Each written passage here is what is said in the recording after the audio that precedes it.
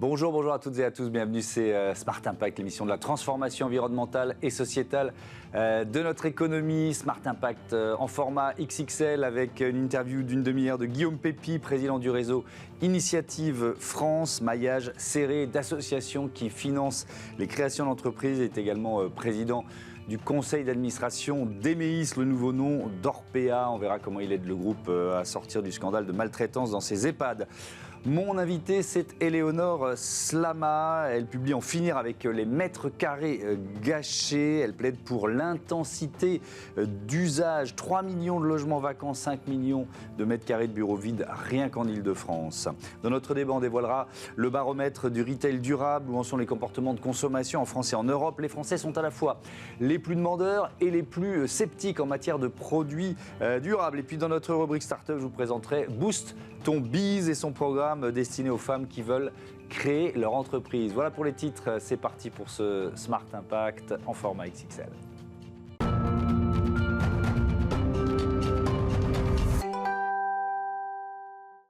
Bonjour Éléonore Slama. Bonjour. Bienvenue. Vous êtes la fondatrice du cabinet de conseil OSE, maire adjointe en charge du logement dans le 12e arrondissement à Paris. Et vous publiez ce plaidoyer pour l'intensité d'usage, en finir avec les mètres carrés. C'est aux éditions Apogée. Avec le gâchis des mètres carrés. Avec le gâchis des mètres carrés. J'allais poser la question, de quel gâchis on parle?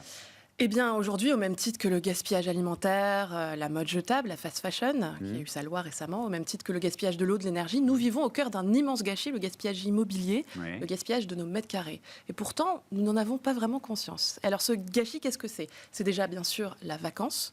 3 millions de logements vacants aujourd'hui sur l'ensemble du territoire national. C'est aussi 9 millions de mètres carrés de bureaux vides en France. 170 000 hectares de friches aujourd'hui disponibles sur l'ensemble du territoire national. Mais c'est aussi, et surtout, et c'est vraiment là-dessus sur lequel j'insiste dans mon livre, la sous-utilisation massive et généralisée de nos mètres carrés. Un immeuble de bureau, un équipement public quelconque, une école, c'est utilisé moins de 20% du temps sur l'année. Mais qu'est-ce qu'on peut en faire? Plein de choses. Alors, tout dépend des actifs. Mais voilà, imaginez demain, votre restaurant d'entreprise qui sert le midi, eh bien, s'il était transformé en brasserie ouverte à tous le soir et le week-end. Nos écoles, le week-end ou pendant les vacances scolaires, si elles servaient à d'autres usages. Nos places de parking inutilisées, si elles étaient transformées en espace de stockage ou pourquoi pas en espace pour de l'agriculture urbaine. Ou pourquoi pas en studio de télévision. Exactement. C'est un ancien parking ici. Et pourquoi pas aussi les jours de télétravail, on pense beaucoup au vendredi, eh bien, accueillir des étudiants en manque d'espace de travail, justement, qui font parfois des heures de queue pour accéder à une place en bibliothèque, et bien les accueillir dans les bureaux inutilisés. Est-ce que c'est vrai aussi des friches, par exemple? Est-ce qu'il y a beaucoup de friches industrielles ou autres, qui sont totalement encore inutilisées? Parce que c'est vrai qu'on en parle de plus en plus comme une alternative, notamment, évidemment, le thème de cette interview, c'est l'objectif du zéro artificialisation nette. Donc les friches industrielles, on en est où? Il y a encore beaucoup de travail là-dessus. Alors, l'État fait des choses, mais on peut aller encore beaucoup plus loin. Et d'ailleurs, il y a quelques pas en arrière actuellement sur la question. Mais vous avez raison de dire, aujourd'hui, on est en plein gâchis de nos mètres carrés, avec cette vacance et cette sous-utilisation massive. Et en même temps, on continue à artificialiser les sols. C'est 4 à 5 stades de foot toutes les heures qui sont artificialisés aujourd'hui en France. Et on connaît les conséquences absolument néfastes de l'artificialisation des sols. On l'a vu encore en Espagne avec les inondations. Bien sûr, bien sûr. Mais est-ce que les alternatives dont vous parlez, elles peuvent systématiquement remplacer les projets pour lesquels on artificialise? Il faut faire du sur-mesure, du parcelle par parcelle. Il faut coller aux besoins et aux attentes des territoires. Je pense qu'il n'y a pas une solution à plaquer partout, mais vraiment faire de la dentelle. Et surtout faire avec les gens, parce que la question de l'acceptabilité sociale est vraiment primordiale et absolument structurante. Mais bien évidemment, si on utilise mieux nos mètres carrés, eh bien, potentiellement, on aura moins besoin de construire. Donc les bénéfices écologiques sont évidents. Et malgré tous les efforts de la fabrique urbaine, que je salue, qui fait plein de choses pour essayer de se décarboner avec l'utilisation de matériaux biosourcés, géosourcés, la construction bois, leur site, etc., la géothermie, eh bien, n'oublions pas que même le plus décarboné des mètres carrés construits sera toujours un mètre carré de trop, s'il n'est pas ou pas assez utilisé. Ouais. Vous avez conçu l'Intensiscore. De quoi il s'agit? Alors, je ne l'ai pas conçu seul. Oui, je sais. Puisque... Vous êtes plusieurs.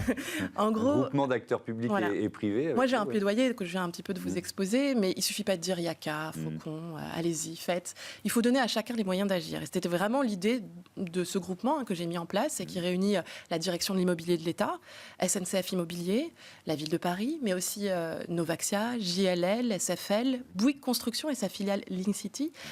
Et aussi tout un tas de partenaires, des notaires, des juristes, des architectes, les pompiers, enfin bref. Et ensemble, nous avons décidé de créer donc l'IntensisScore, qui est la première échelle de mesure de l'usage des bâtiments et des espaces. Alors comment ça marche ? L'idée, c'est vraiment de révéler au monde ce gâchis des mètres carrés et de pouvoir objectiver les choses. Parce qu'aujourd'hui, ce ne sont que des estimations au doigt mouillé. Donc là, vous avez une plateforme en ligne gratuite. Vraiment, chacun peut s'en emparer, c'est gratuit, qui est un outil pédagogique. Vous rentrez, vous répondez à quelques questions et ça vous donne une modélisation de votre bâtiment, de votre espace.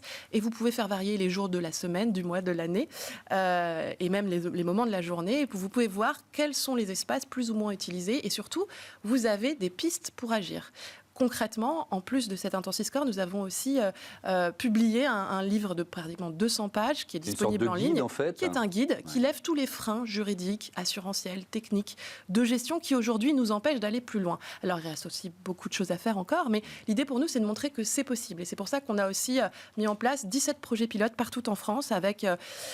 sur différents types d'actifs, que ce soit des immeubles de bureaux, des logements, avec également des équipements publics à Paris, à Montpellier, des bureaux à Rouen, un centre commercial en Île-de-France. Enfin bref, l'idée c'est de montrer qu'on peut à la fois mesurer les choses, mais aussi agir sur l'usage et l'intensification. On va revenir sur ces exemples, mais à qui il est destiné, ce guide ? Qui peut là maintenant s'en emparer ? Tout le monde. L'idée, c'est vraiment de dire que nous sommes tous acteurs du changement en la matière. Déjà, en tant que citoyens, puisqu'il est important aujourd'hui de pouvoir demander des comptes à la puissance publique sur ces sujets-là. Nos mètres carrés publics, parce que nous avons un patrimoine public conséquent, comment sont-ils utilisés ? Est-ce que c'est bien utilisé ? Est-ce qu'on ne peut pas faire mieux ? Donc ça, je pense que c'est déjà important que chacun change de regard là-dessus et se dise oui, on a matière à agir. Et puis bien sûr, l'ensemble des propriétaires, locataires, de tout type d'actifs, encore une fois, ce sujet concerne tout le monde et partout sur le territoire. C'est bien sûr naturel d'intensifier les usages dans les grandes métropoles comme Paris, où le foncier est rare et cher et peu disponible, mais c'est tout aussi pertinent dans les zones de taille, les villes de taille moyenne ou les zones rurales, parce que intensifier les usages, c'est potentiellement adresser à un besoin dans un environnement vides dans ces zones rurales, par exemple. Alors, c'est pas que les bâtiments vides, c'est aussi la sous-utilisation. Mais ils le font d'ailleurs un peu plus naturellement là-bas. On n'a pas forcément la possibilité de construire tel ou tel équipement, eh bien, on mutualise, on hybride, on utilise les choses autrement parce qu'on n'a justement pas la capacité à faire mieux. Mais moi, j'ai quelques exemples. Par exemple, à Noirmoutier, l'école, l'été, se transforme en centre d'hébergement touristique. Pour des personnes qui n'ont pas forcément énormément de ressources. Ils transforment les salles de classe en logements de vacances pour des familles. Régis Marcon, le célèbre chef étoilé, dans le village dans lequel il est, ils n'avaient pas les moyens de faire une cuisine centrale équipée parce que ça coûte de l'argent, ce genre d'équipement public. Et ils n'avaient pas envie pour autant de se résoudre pour les enfants de la cantine, d'avoir des industriels qui apportent des repas tous les jours. Et donc il s'est dit, moi, dans mon restaurant, j'ai une salle, je vais la dédier à ces élèves et ils vont venir manger avec nous tous les jours. Donc finalement, ils mangent dans un restaurant étoilé, pas forcément de la grande gastronomie, mais voilà, tout est possible. Et on peut imaginer que... C'est intéressant ce que vous dites, c'est pas... Parce que là, je pensais des immeubles de bureaux, effectivement, des infrastructures, on va dire, un peu lourdes, mais ça peut être beaucoup plus pointilliste, quoi. Chacun, finalement, à son niveau, peut esquisser une solution. C'est à Paris, on manque de piscines, mais partout ailleurs, c'est le cas. Et on a besoin d'apprendre à nos enfants à nager. Eh bien, pourquoi ne pas utiliser les piscines des hôtels qui, à certains moments de la journée, sont quand même un petit peu moins utilisées. On est en train de travailler à des conventions avec des hôteliers là-dessus. Et bien évidemment, quand vous êtes dans une ville de taille moyenne ou une zone rurale ou même dans une grande ville comme Paris, on n'a pas la capacité à construire ces piscines. Et donc, des partenariats, c'est du gagnant-gagnant. Vous disiez tout à l'heure centre commercial. Comment on peut intensifier l'usage d'un centre commercial ? Eh bien, c'est exactement la même chose. L'idée, c'est de transformer finalement tous ces espaces en des tiers-lieux, en des salles polyvalentes qui peuvent accueillir différents usages selon les différents moments de la journée, de la semaine ou de l'année. Parce qu'il y a par exemple, si on parle du bénéfice social ou sociétal de cette intensité d'usage, il y a quoi ? Il y a des associations, des collectifs citoyens qui manquent de locaux tout simplement, qui cherchent en permanence. Alors, par exemple, si on pense à l'économie sociale et solidaire, ils n'ont pas forcément aujourd'hui les moyens de pouvoir se loger, obtenir des bureaux dans le privé parce que c'est un certain coût. Eh bien, on pourrait, pourquoi pas, mettre à disposition certains locaux à certains moments de la semaine, de la journée ou de l'année pour ce type d'entreprise. Il y a une association que moi j'apprécie énormément qui s'appelle les Bureaux du Cœur. Cette association permet à un SDF, une personne qui n'a pas d'addiction, qui est suivie, qui est insérée mais qui n'a pas de toit, de dormir pendant 3 à 6 mois dans un un bureau la nuit. Et ça se fait aujourd'hui un peu partout en France et c'est formidable.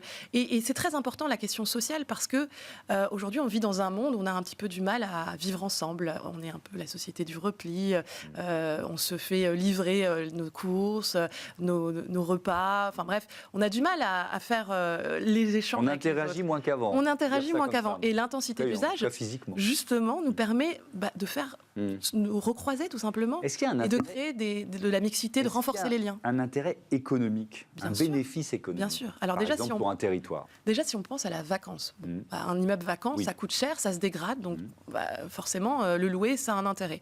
Mais sous la sous-utilisation, c'est aussi important, ces bénéfices économiques. Pourquoi ? Parce que grâce à ça, on va pouvoir, par exemple, partager les charges comme le gardiennage ou le nettoyage. C'est potentiellement aussi une nouvelle source de revenus parce que, selon le schéma locatif que vous aurez adopté, vous pouvez le faire en faisant payer les gens. Et c'est surtout une attractivité renouvelée de ce bien. On dit aujourd'hui, les gens ne veulent plus retourner au bureau travailler. Mais donnons envie aux gens de venir travailler grâce à des bureaux qui sont justement ouverts sur la ville, où il se passe plein de choses, où vous avez des services, des loisirs, bref, qui vous donne envie de vous lever le matin pour aller dans ces espaces-là parce que vous aurez un foisonnement et plein de choses à faire et de gens à rencontrer. Merci beaucoup Éléonore Slama. Votre livre « En finir avec le gâchis des mètres carrés, plaidoyer pour l'intensité d'usage ». Tiens, je vous le remontre. Il est là, il est publié aux éditions Apogée. Merci. On passe tout de suite au débat de ce Smart Impact, la consommation responsable au programme.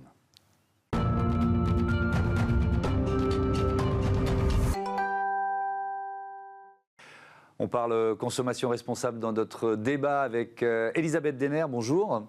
Bonjour Thomas, merci de me recevoir. Bienvenue, vous êtes associé au cabinet Bearing Point, responsable mondial de l'ensemble des marchés. Avec nous en duplex également Pierre Galliot, bonjour, bienvenue à vous. Vous êtes le chef du service consommation responsable à l'ADEME. On va analyser ensemble les résultats de ce premier baromètre du retail responsable réalisé par Odoxa pour Bearing Point. Études françaises et européennes déjà, Elisabeth Denner, on peut faire un peu de méthodologie ?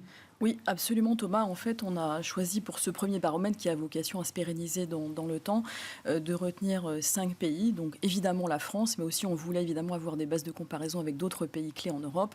Donc l'Angleterre, les Pays-Bas, l'Allemagne et l'Italie. Donc on a interrogé 4000 consommateurs, la moitié en France et 500 sur les 4 autres, pour avoir le résultat de ce baromètre et avoir un petit peu des points de comparaison entre la France et le reste de l'Europe. Déjà, est-ce qu'on peut dire que la consommation responsable, la consommation durable, elle progresse ? Est-ce qu'on est dans une tendance de progression assez régulière ? Alors absolument, on a voulu de manière générale mesurer évidemment sur l'ensemble des pratiques cette progression. Ce que l'on peut dire, c'est que notre étude montre déjà qu'il y a une forte prise de conscience en fait des consommateurs aussi bien français et européens de l'impact de leur comportement sur la planète. À peu près 3/4 des Français et des Européens sont parfaitement conscients de ces impacts.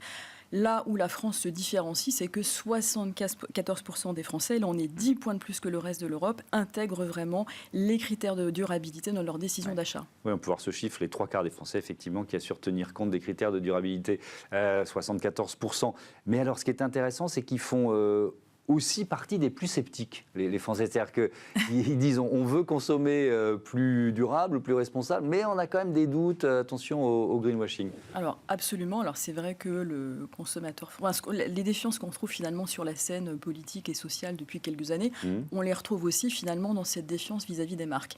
Et là, le consommateur français est décalé par rapport au reste des consommateurs européens, parce qu'en gros, un Français sur 2 fait confiance aux marques, je dirais seulement, en Europe, 2 consommateurs sur 3 font confiance aux marques. Donc il y a une vraie défiance et je pense que c'est une des vraies surprises de l'étude et c'est un des vrais freins, je pense aussi, au développement de cette consommation durable, notamment en France. Ouais. Pierre Galliot, sur le modèle circulaire, on va dire sortir du modèle linéaire, produire, consommer, jeter pour passer à la circularité, comment vous le ressentez ça ? Moi j'ai quand même l'impression que nos habitudes, elles sont encore ancrées sur la consommation de produits neufs. Mais vous avez parfaitement raison, et je pense qu'il faut se mettre d'abord d'accord sur ce qu'est la définition d'une consommation responsable. C'est en effet orienté vers des produits à moindre impact environnemental et social, mais ceci réduire ses flux et donc rentrer dans des démarches de sobriété. On ne pourra pas répondre aux enjeux de transition uniquement avec de la circularité, qui est indispensable évidemment. On doit pour ceux qui peuvent se le permettre, j'exclus mon propos évidemment les millions de personnes malheureusement qui vivent sous le seuil de pauvreté et qui ne peuvent pas répondre à une consommation de base, même pas forcément responsable, et donc rentrer dans cette démarche de sobriété. Donc on a aussi une difficulté de consommation à plusieurs vitesses entre différents groupes sociaux, entre des gens qui ne peuvent pas arriver à cette consommation responsable, qui peut avoir un coût, puisqu'un produit qui répond à des enjeux environnementaux, sociaux, a forcément un coût. Et là, je suis d'accord avec Elisabeth, les gens ont conscience évidemment qu'un produit à coût extrêmement bas, il y a un problème quelque part. Mais on a envie de consommer, puisque la consommation, c'est évidemment un moment agréable, mais elle doit être aussi utile et juste. Là, je prends les propos de Philippe Moati. Donc on a cet enjeu, cette dichotomie souvent entre en effet cette conscience qu'on constate également dans nos enquêtes, et puis un passage à l'acte qui est évidemment complexe, parce qu'on a souvent envie de se faire plaisir, et on a des sirènes publicitaires et un système économique en volume qui pousse à toujours acheter. Et donc, en fait, on a une sorte de schizophrénie sur ce système-là. Vous parlez de sobriété. Est-ce qu'il est encore difficile à comprendre ou à accepter par beaucoup de consommateurs, ce concept ? Oui, parce que la sémantique, elle renvoie malheureusement parfois à des images négatives. Pourquoi ? Parce qu'on a des imaginaires qui considèrent que la réussite, le bien-être passe par une accumulation de biens. Et donc, qui dit sobriété, dit réduction des biens, notamment matériels, et donc possiblement un mal-être. Donc, on a un vrai travail à faire sur cette sémantique, sur les imaginaires, sur la représentation qu'on a, et considérer qu'on peut, encore une fois, s'épanouir autrement par cette accumulation de biens matériels. Encore une fois, la sobriété, ça peut être reprendre en main sa consommation. On a fait des opérations témoins avec des consommateurs et consommatrices qui montraient qu'on peut regagner de l'espace, on peut mieux gérer son budget également. Et puis, encore une fois, avoir cette liberté finalement qui permet de reprendre en main sa consommation. Donc la sobriété, elle peut avoir une image négative, mais encore une fois, c'est source de gain, c'est source de bien-être. Quand, encore une fois, on peut se permettre de réfléchir à sa consommation et qu'on répond à ses besoins premiers. Il y a un autre constat, Elisabeth Denner, qui concerne les comportements alimentaires. 44% des consommateurs français veillent à acheter en circuit court. Et alors là, on est 8 points au-dessus de nos voisins européens. Comment vous l'analysez, ça ? Alors, c'est en fait ce comportement-là, il est lié surtout aux seniors. En fait, la difficulté, c'est que sur les comportements de manière générale, que ce soit sur l'alimentaire ou non alimentaire, on a des comportements qui sont très différents, très segmentés selon l'âge, selon la localisation géographique, le métier, etc., etc. Donc, le circuit court a un gros succès, surtout chez les seniors, alors que les jeunes vont plébisciter le bio, que les cadres urbains vont plutôt plébisciter le vrac. Ça, c'est un constat européen que vous faites, ou c'est plutôt le constat français ? Sur les comportements face à la transition alimentaire et l'évolution des comportements, 75% des Européens et des Français ont modifié leur comportement sur l'alimentaire. Par contre, il y a des petites différences entre les comportements d'un pays à l'autre. Le bio, la France est en retard sur le bio par rapport aux autres pays. La star du bio, c'est la Suisse. Par contre, la France est en avance sur d'autres sujets, et notamment les circuits courts, effectivement. C'est ce qu'on retrouve dans le cadre de l'étude. Avec un effet évidemment, un effet de 2 années d'inflation. C'est-à-dire que le coup d'arrêt sur le marché du bio, on l'a ressenti très, très clairement ici en France. En même temps, il y a eu de l'inflation un peu partout en Absolument, Europe. Mais c'est vrai que la France est probablement plus sensible au prix, et c'est aussi ce que montre notre étude. Je pense que le marché du bio a connu son pic à peu près en 2020, avant le Covid. C'était un marché qui pesait 12,8 milliards, donc beaucoup de distributeurs alimentaires ont voulu intégrer le bio dans leur stratégie, parce qu'en plus c'est plus rentable. Mais depuis, le marché a un petit peu décru. On était autour de 12 milliards en 2023, donc marché flat qui n'a pas tenu ses promesses, et notamment parce que la France est un pays particulièrement sensible au prix, au pouvoir d'achat, et c'est ce que montrent les résultats de notre étude. On parlait du modèle consumériste, on va dire classique, j'allais dire ancestral, on en est pas loin. Pour le faire évoluer ou s'en détacher, je veux bien vous entendre, je reposerai la même question à Pierre Galliot après, sur le rôle, il parlait d'imaginaire, mais le rôle de la communication, le rôle de la publicité, comment vous l'abordez cette question-là ? Sur la question de la sobriété, alors c'est vrai que ce que disait Pierre était intéressant, et qu'on est aujourd'hui dans un énorme paradoxe. À la fois, on sort du Black Friday, qui a été un quel symbole de la consommation et de cette non-sobriété, de cette consommation non responsable.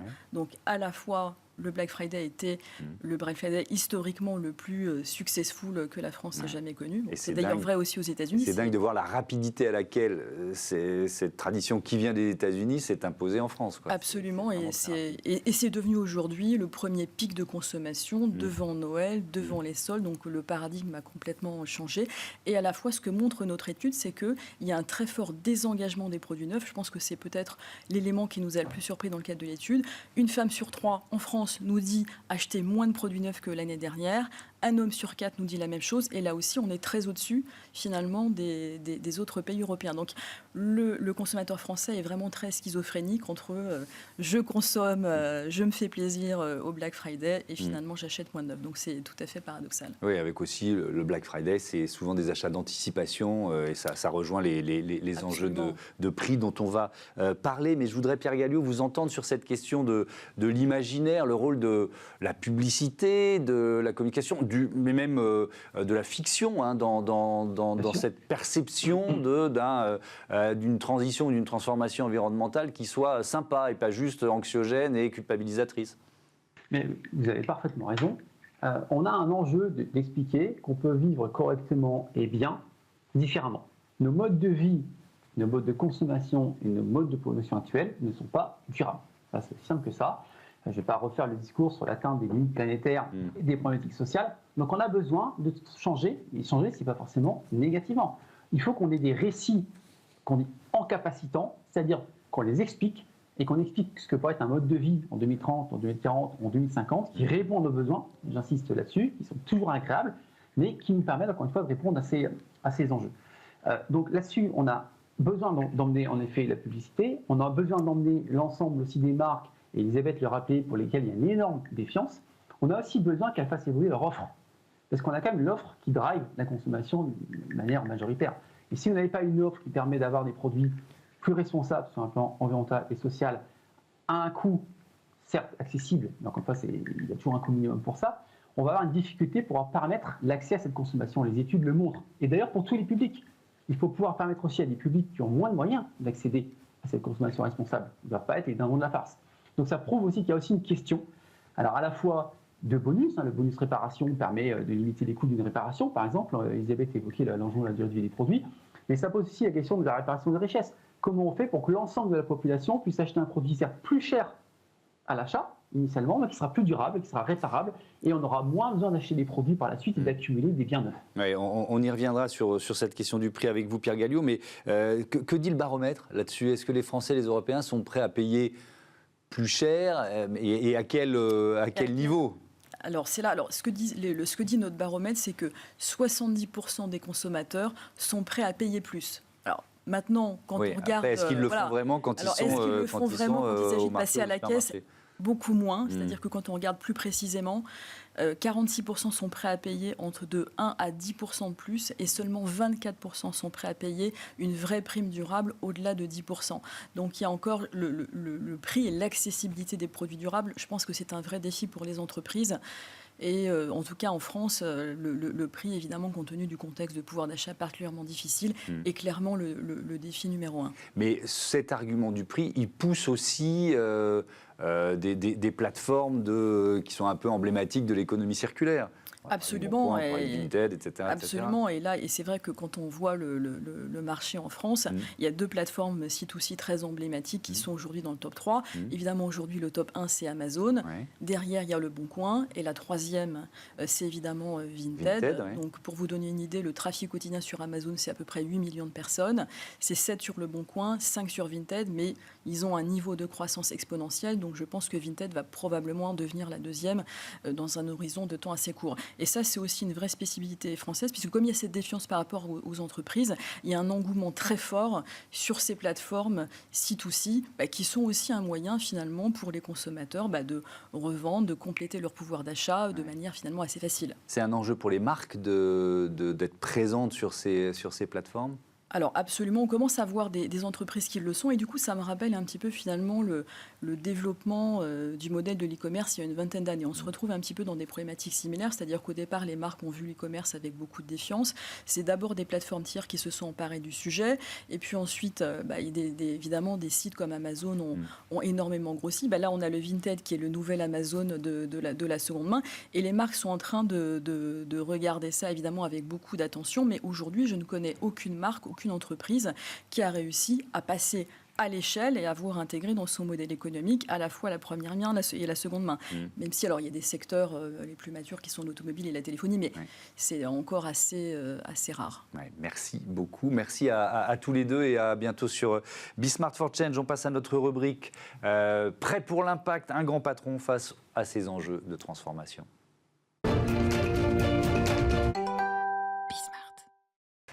Prêt pour l'impact avec Guillaume Pépi, bonjour. Bonjour. Je suis ravi de vous accueillir. Vous êtes le président du réseau Initiative France, également président du conseil d'administration d'Emeis, l'ex-Orpea. On va démarrer avec ce réseau Initiative France. Alors, on est vraiment au cœur de l'économie française. 2023, par exemple, vous avez financé ou accompagné près de 25 000 entreprises.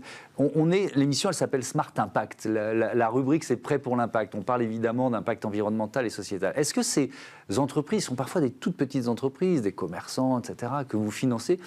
Ils sont engagés, conscients de ça? Quel rapport ils ont avec cet enjeu?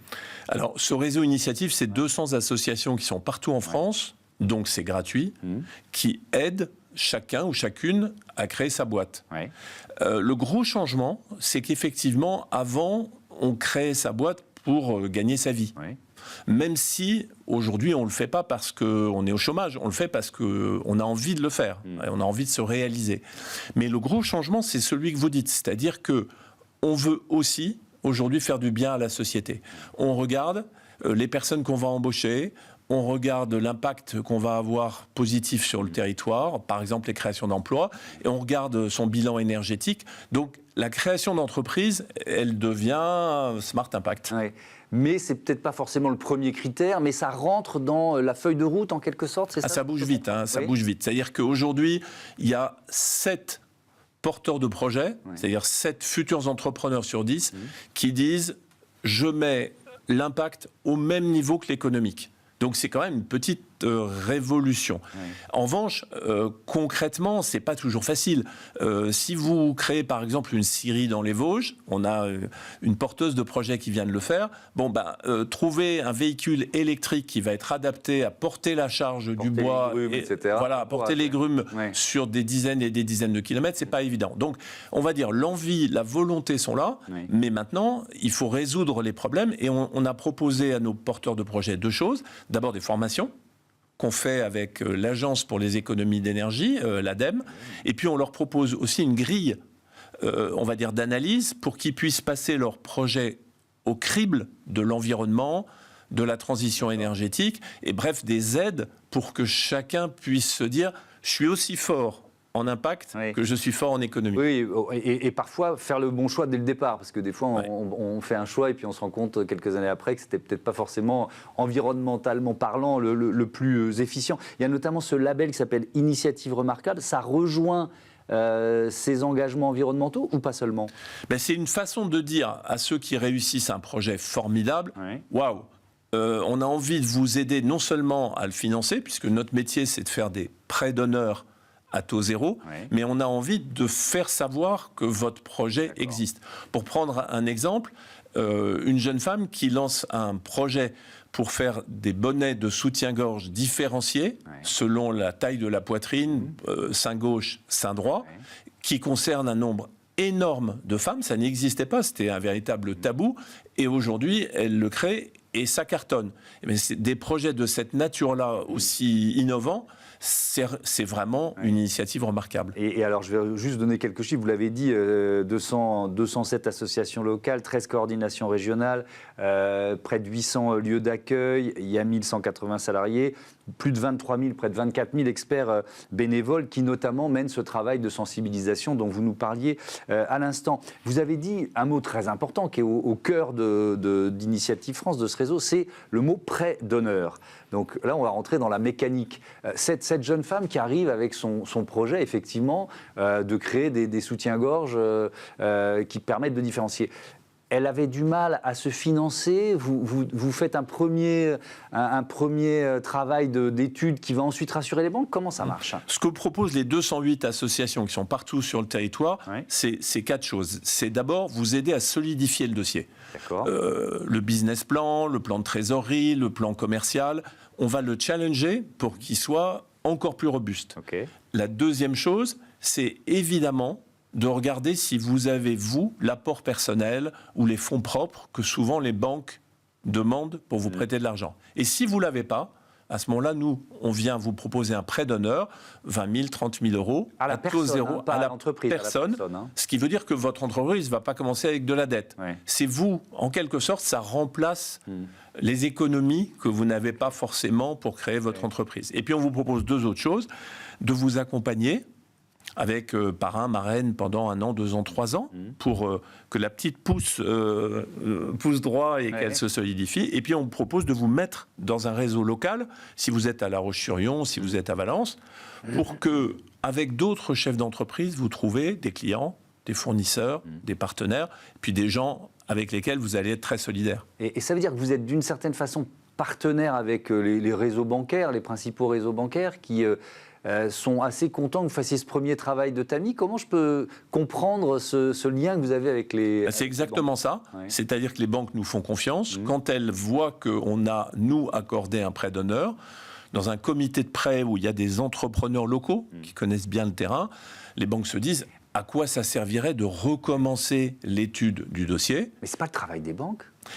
C'est pas le même travail, parce que la banque, elle va regarder en termes de risque. Ouais. Nous, on va regarder en termes de chance. C'est-à-dire que notre objectif, nous, c'est pas de ne pas prêter. Notre objectif, c'est de prêter. On est un réseau associatif, on est gratuit, on fait des prêts à taux zéro.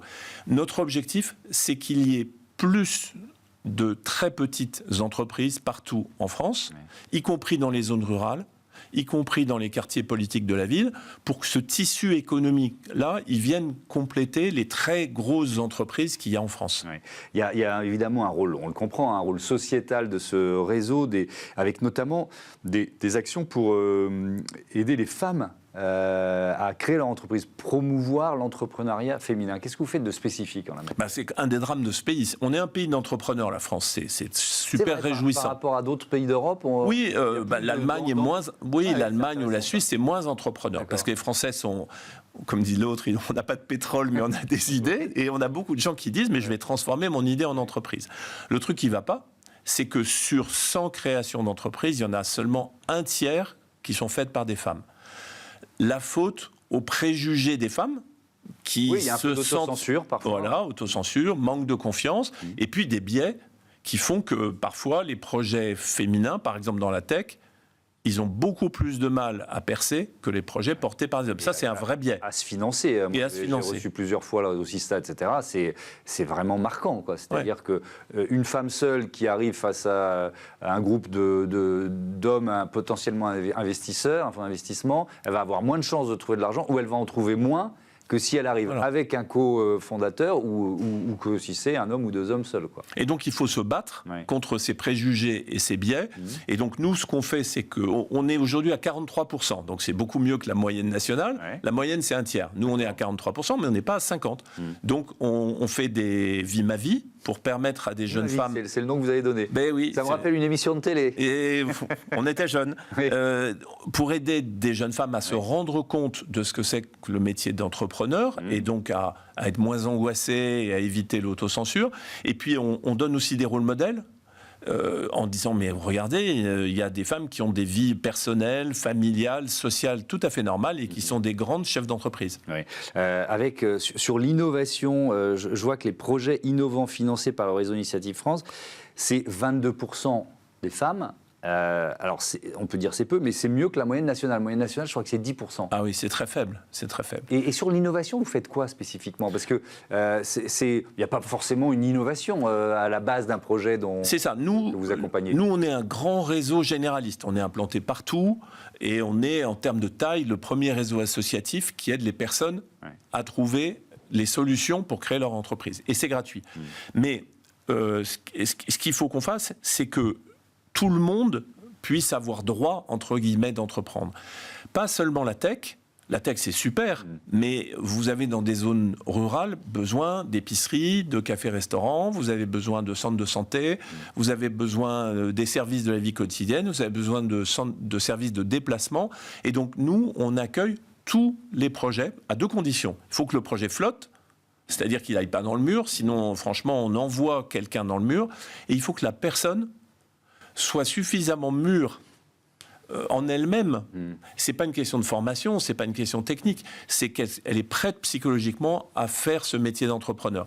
Et la vérité, c'est que nos enquêtes montrent que tous ceux qui ont entrepris disent, c'est plus dur que je ne l'imaginais. Ouais. Bon, c'est pas terrible, hein, mais c'est plus dur que je l'imaginais. Mais 2, pour rien au monde, je reviendrai en arrière. Même si c'est dur, je suis content. C'est plus dur, mais je suis content. Ouais, mais pourquoi? Parce que la vraie raison d'entreprendre en France, c'est d'abord se donner un défi, être indépendant par rapport à être salarié, être indépendant, et puis c'est mettre du sens, smart impact. Ouais. C'est faire quelque chose qui fait sens. Il y a aussi, alors là on a parlé de l'entrepreneuriat au féminin, on va parler des jeunes des quartiers, notamment des quartiers prioritaires, avec un dispositif qui je crois démarre, les prêts d'honneur quartier. Est-ce que ça veut dire, si ça démarre entre guillemets seulement maintenant, que ça passait trop souvent sous les radars des associations qui forment ce maillage territorial? C'est exactement ça, c'est-à-dire que dans les quartiers politiques de la ville, et il y en a 2000 en France, c'est plusieurs millions de personnes, il y a une énorme envie d'entreprendre, mais aussi il y a une énorme autocensure. J'ai pas la bonne adresse, j'habite pas le bon quartier, ça va pas le faire, c'est que de la com, on voudra pas de moi, et donc ça va se terminer mal. Et souvent c'est parce que effectivement des portes sont fermées. Hein. Il y a de l'autocensure. Oui, dans le passé, mais aujourd'hui c'est l'inverse. Il y a un plan quartier qui est vraiment très sérieux que mène BPI France avec l'appui de l'État. Et l'idée c'est de proposer 2 choses. D'abord un prêt d'honneur quartier qui va s'ajouter aux autres prêts, ce qui veut dire on va aider davantage les entrepreneurs des quartiers que les autres. Il faut assumer la différence. Et la deuxième chose, c'est qu'on propose un accompagnement renforcé, c'est-à-dire qu'on propose d'être encore plus près de l'entrepreneur pendant toutes les semaines, tous les mois où c'est nécessaire. Parce que, par exemple, dans ces quartiers, souvent, il y a une méfiance du monde bancaire. Et quand on est entrepreneur, on ne peut pas ne pas être bancarisé, comme on dit. On ne peut pas avoir de compte en banque. Donc, il faut apprendre, en quelque sorte, à gérer sa banque. Et donc, on propose des formations qui vont permettre aux personnes des quartiers qui se méfient de la banque, qui ont peur de la banque, etc., de gérer leur banque. Alors sur ce thème, on a retrouvé cette citation, c'était en janvier dernier sur Europe 1. Vous disiez « L'une des principales causes de mécontentement des jeunes, c'est que les écosystèmes d'aide, d'appui sont d'une complexité effarante. Je pense que les nouvelles normes détruisent de la valeur, de l'enthousiasme, du dynamisme, plutôt qu'elles n'apportent de réelle protection. » Je suis journaliste, heureusement, malheureusement, depuis plus de 35 ans, Guillaume Pépy. Tous les gouvernements que j'ai vus se succéder nous ont promis un choc de simplification. Pourquoi les normes continuent de s'empiler dans ce pays ? Mais parce que nous, les Français, on adore ça. Et, mais oui, prenez un exemple. Vous avez une maison, où que ça soit. Vous avez un voisin qui va dire « je vais construire un appentis ou je vais faire un étage de plus ». 95% des Français, je me mets dedans, va se dire « mais comment je peux empêcher mon voisin de faire ?» Et là, vivent les normes. Et là, vivent les normes. Alors, pas vivre pour moi. Pour moi, c'est l'horreur. Mais si je peux trouver un truc qui dit qu'un appentis de jardin qui fait 3 mètres carrés, il faut un permis de construire, je ne vais pas louper mon voisin. Vous pensez qu'on adore les normes. On veut pas, parce qu'en même temps, il y a. Alors là, peut-être, je vais dans un focus vers plutôt les chefs d'entreprise, les créateurs que vous accompagnez. Eux, ils n'arrêtent pas de dire on croule sous les normes. Non, et puis notamment en matière environnementale, d'ailleurs. Hein. Mais cette fascination pour les normes, elle est dans tous les parlements successifs, les assemblées nationales et sénats successifs, qui commencent par dire qu'il faut arrêter et qui s'empressent de faire 10 lois, 20 lois, 30 lois lois, 50 lois. Elle est dans l'administration, où l'administration a appris à faire des normes. Et en fait, ce qu'on n'arrive pas à faire, c'est à changer de mental. C'est-à-dire se dire, à partir d'un certain moment de norme, la norme en fait détruit de la valeur. Ouais. Elle n'en construit pas, elle détruit de la valeur. Elle empêche des initiatives. Et un exemple, une jeune femme qui veut faire du miel, pour ne pas avoir que du miel chinois. Cette jeune femme nous a montré la liste des normes qui existent en France pour faire du miel. On rigole, mais non, c'est horrible. C'est horrible. C'est-à-dire qu'il y a des dizaines de normes. Alors, il y a la norme française et la norme européenne. Il y a des normes techniques, il y a des normes commerciales, il y a des normes de sourcing, il y a des normes de distribution, il y a des normes de conservation, il y a des normes de packaging. Au départ, l'intention, on va dire, n'est pas forcément méchante, c'est protéger, assurer la qualité. Mais après, ça empêche une jeune femme de se lancer, sauf si elle a décidé de passer 6 mois à étudier les normes et à essayer de s'y conformer. Est-ce que les grandes entreprises, vous avez été le patron de la SNCF pendant plus de 10 ans, est-ce que les grandes entreprises, elles sont aussi confrontées à ça ? À un empilement des normes et à la nécessité de simplifier un certain nombre de processus. Je prends plus l'entreprise est grande, plus l'entreprise dont je m'occupais avant. Ouais. On a eu un énorme débat sur le glyphosate. Ouais. Bon, glyphosate, c'est une espèce d'herbicide qui en fait a un impact sur l'environnement, mais qui est débattu. Bon, après un énorme débat en France, l'Europe décide de ne pas l'interdire, mais la France, entre guillemets, dit à la SNCF, il va falloir renoncer au glyphosate. Vous l'utilisiez notamment le long des voies, parce que vous ne pouvez pas avoir des arbres qui poussent au milieu des aiguillages. Bon, le résultat concret, c'est que SNCF Réseau, qui s'occupe du réseau, dépense des dizaines et des dizaines de millions supplémentaires, pour ne pas dire même encore un peu plus, a mis en place des mécanismes de recherche très compliqués pour un produit qui marche moins bien, qui coûte plus cher, sauf qu'il n'y a que la France qui a fait ça, et les autres pays, puisque l'Europe a tout étudié et n'a pas interdit, les autres pays ont continué. Donc, voilà, en France, il faut qu'on s'interroge quand même sur la façon dont on raisonne. Ouais. Une photo emblématique de cette époque, alors il y en a plein, hein. On a choisi celle-ci, c'est le jour de lancement des Ouigo, on est en 2013, c'est juste pour nous ramener à l'époque SNCF. Vous l'avez dirigé 11 ans, hein, 2008-2019, 11 ans et demi. Est-ce que c'est votre... la question, elle est un peu bateau. Bon, est-ce que c'est votre expérience professionnelle la plus forte ? Je dirais que plus simplement, c'est le boulot de ma vie, parce que celui ou celle qui est PDG de la SNCF, c'est la plus belle mission qu'on puisse avoir, hein, parce qu'en gros, il s'agit d'aider les gens à se déplacer, le droit à se déplacer, de façon sûre, si possible de façon pas trop coûteuse, et 24/24, 365 jours par an. Donc c'est une mission d'intérêt général qui est géniale. Ouais. Moi, j'ai gardé un souvenir extraordinaire, 25 ans à la SNCF, dont 12 ans PDG, c'est le boulot d'une vie. Ouais. Est-ce que c'est un boulot politique ? Alors, beaucoup de gens pensent que le matin, on reçoit des coups de téléphone des ministres, oui, c'est ça, ou que le président de la République ou le Premier ministre vous appelle. Bon, ça ne vous est pas arrivé si souvent ? Non, ça arrive. Sauf en période de grève très, très tendue, j'imagine. Ça arrive parce que, au fond, la mission qu'on remplit, s'il y a une très grosse grève, s'il y a une augmentation des tarifs, s'il y a des fermetures de lignes, les élus locaux protestent ou ont des choses à dire, et c'est normal que le gouvernement pose des questions et veuille comprendre pourquoi vous faites ça. Mais c'est d'abord surtout un groupe de 270 000 personnes dans 120 pays qui exercent une mission de service public, et c'est une entreprise. En cela, c'est une entreprise comme les autres, hein. L'économie de la SNCF, c'est pas très compliqué. Vous avez des recettes, les recettes du trafic, vous avez des dépenses, des salaires et beaucoup d'autres investissements. Et puis, il faut faire un peu de bénéfices, parce que si vous ne faites pas de bénéfices, vous ne pouvez pas investir. Or, on a besoin d'investir énormément de milliards dans le chemin de fer. Quand vous voyez, dernière question sur la SNCF, quand vous voyez Jean Castex passer de Premier ministre à président de la RATP, est-ce que, soyez très honnête, il n'y a pas eu un moment où vous vous êtes dit, tiens, je pourrais faire moi le chemin inverse ? Passer, non. Non, jamais. Non, pas la politique, non. Jamais. En revanche, non, jamais, non, jamais. Parce que la politique, on le voit tous les jours, et quelle que soit la qualité, c'est quand même du court terme. Et c'est du compromis.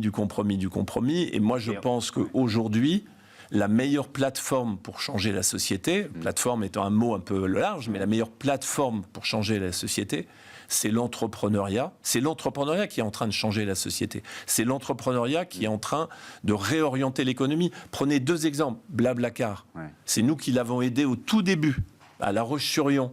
Bon, Blablacar, il a inventé un nouveau mode de transport. Doctolib, il a inventé une simplification et un accès à la médecine comme personne n'avait été capable de l'inventer, et surtout pas l'État. Donc dans les 2 cas, c'est des entrepreneurs qui ont contribué à changer un peu la vie des gens. Dernier chapitre consacré à votre rôle de président du conseil d'administration d'Emeis, c'est le nouveau nom d'Orpea, qu'Orpea s'est donné après le scandale de maltraitance dans les EHPAD. Pourquoi vous avez accepté ce défi ? Mais ce n'est pas une question personnelle, c'est que la situation du grand âge en France, c'est un sujet absolument capital dont on parle très peu. Et merci d'en dire quelques phrases. Oui.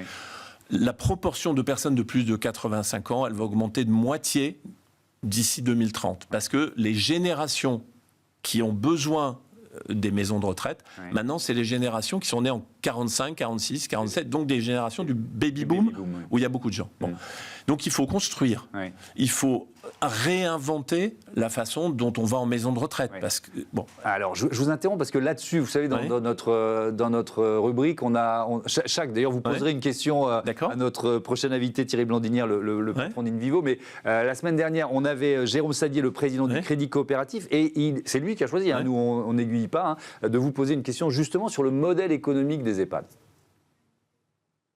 Chez Guillaume Pépi, vous avez pris récemment la présidence du conseil d'administration de ce qu'auparavant on appelait Orpea, qui a défrayé la chronique sur les questions de prise en charge du vieillissement et du grand âge. Et je voulais savoir si, à cette occasion, vous étiez convaincu que le modèle non lucratif est la meilleure solution pour éviter l'exploitation de la vulnérabilité des personnes. C'est une campagne menée par tous les acteurs de l'économie sociale et solidaire que de dire que dans certains domaines où cette vulnérabilité des personnes est en jeu, il ne faut pas que l'argent prime sur le soin et la considération qu'on a pour les gens, que ce soit par le biais des services publics ou par le biais des acteurs de l'économie sociale et solidaire à but non lucratif.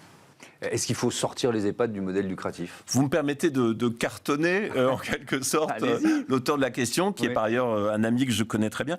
En France, dès qu'il y a un problème, on dit qu'il ne faut surtout pas que le privé s'en mêle. Il ne faudrait pas que le privé fasse de l'éducation, il ne faudrait pas qu'il fasse de la santé, il ne faudrait pas qu'il fasse du médico-social, il ne faudrait pas qu'il fasse de l'éducation. Au passage, on dit, bien sûr, il ne faut pas augmenter les impôts. Mais alors là, on est chez les fous. Le privé, s'il est contrôlé, s'il a les bons actionnaires, s'il a le long terme, etc., il peut être au moins aussi efficace que le public. Aujourd'hui, pour construire les futures maisons de retraite, vous pensez qu'on va se retourner vers l'État en disant à l'État, donnez-nous 10 milliards, il faut construire des nouvelles maisons de retraite. L'État n'a pas d'argent, on le sait. Il faut que le privé, mais un privé, on va dire, éthique, un privé contrôlé, un privé avec des bons actionnaires, s'engage sur le long terme. Et nous, par exemple... On revient à la question Orpea. Voilà, et nous, par exemple, Emeis, aujourd'hui, c'est à la fois détenu par... Qu'est-ce que vous avez changé ? Pardon. C'est détenu par les Français et par un groupe d'assurance mutuelle et par la Caisse des dépôts. Et bien ça, c'est le bon actionnariat pour mener des investissements de très long terme. Qu'est-ce qu'on a changé ? Tout. Orpea, c'est le plus grand scandale financier probablement en France de ces 10 dernières années. Il y aura un procès dans quelques années, avec des dirigeants qui ont lourdement fauté, pour pas dire plus, une mauvaise stratégie, des actionnaires qui ne se sont aperçus de rien, et donc on a tout changé, on a changé la stratégie. La stratégie, c'est le service et non pas d'être une société foncière. On a changé les dirigeants. On a un nouveau directeur général qui s'appelle Laurent Guillot, qui est quelqu'un d'exceptionnel, qui a constitué une nouvelle équipe. On a changé le conseil d'administration, tout a changé, et on a même fini par changer le nom de la société. Quand on est président du conseil d'administration, votre rôle c'est quoi exactement ? Vous êtes quoi ? Une vigie ou parce que vous n'êtes pas le DG, vous n'avez pas les mains dans le... Je ne dirige pas. Un président de conseil d'administration, il fait 2 choses. D'abord, il soutient la transformation. C'est une transformation très très difficile. Il y a 1000 établissements en France et en Europe. Il faut arriver à créer un rythme de transformation pour passer un peu tout à la moulinette de ce Emeis nouveau. Et puis la deuxième chose, c'est contrôler. Le mot existe en français, mais il n'est pas beaucoup pratiqué. Ouais. C'est-à-dire que même si vous avez des dirigeants formidables, le rôle du conseil d'administration, c'est de contrôler. Ouais. De contrôler l'argent, de contrôler la santé, de contrôler la façon dont ça se passe avec le personnel, et de pouvoir dire à tout moment, ce qui se passe, nous, on l'assume. On sait ce qui se passe dans la société et on l'assume. Est-ce que les conseils... Alors là, c'est une question très générale, évidemment, elle est presque trop générale, mais est-ce qu'ils ne jouent pas suffisamment ce rôle de contrôle, les conseils d'administration ? Il y a 10 ans, les conseils, c'était un peu du béni-oui-oui, surtout en France. Ça a complètement changé. Il y a maintenant un code précis qu'a fait l'AFEP et le MEDEF pour visser, entre guillemets, la mission. Et puis, il y a aussi beaucoup de formation à Sciences Po, à l'EM Lyon, à l'Institut de formation des administrateurs. C'est-à-dire que tout d'un coup, en France, en 10 ans, les conseils d'administration sont devenus, presque comme dans les pays anglo-saxons, des organes qui sont là pour garantir au public que la société fonctionne normalement. Merci beaucoup, Merci à vous. Guillaume Pepy, et à bientôt sur Bismart for Change. On passe tout de suite à notre rubrique consacrée aux startups éco-responsables, c'est Smart Ideas.